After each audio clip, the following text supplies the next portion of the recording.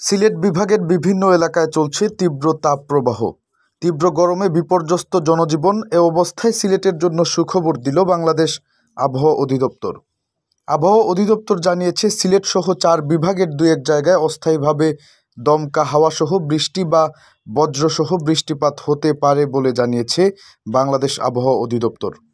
বৃহস্পতিবার সকাল 9টা থেকে পরবর্তী 24 ঘন্টার জন্য দেওয়া আবহাওয়ার পূর্বাভাসে এ তথ্য জানানো হয়েছে।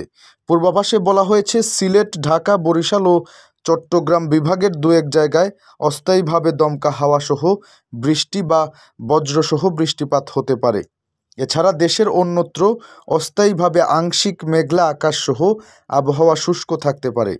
তাপপ্রবাহের বিষয়ে বলা হয়েছে, চট্টগ্রাম, রাঙামাটি, কুমিল্লা, চাঁদপুর, নোয়াখালী ও ফেনী জেলাসহ রাজশাহী, রংপুর, ময়মনসিংহ, ঢাকা, খুলনা, বরিশাল ও সিলেট বিভাগের ওপর দিয়ে মৃদু থেকে মাঝারি ধরনের তাপপ্রবাহ বয়ে যাচ্ছে, তা অব্যাহত থাকতে পারে।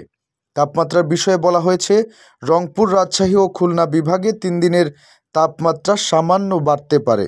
দেশের অন্যত্র তা প্রায় অপরিবর্তিত থাকতে পারে।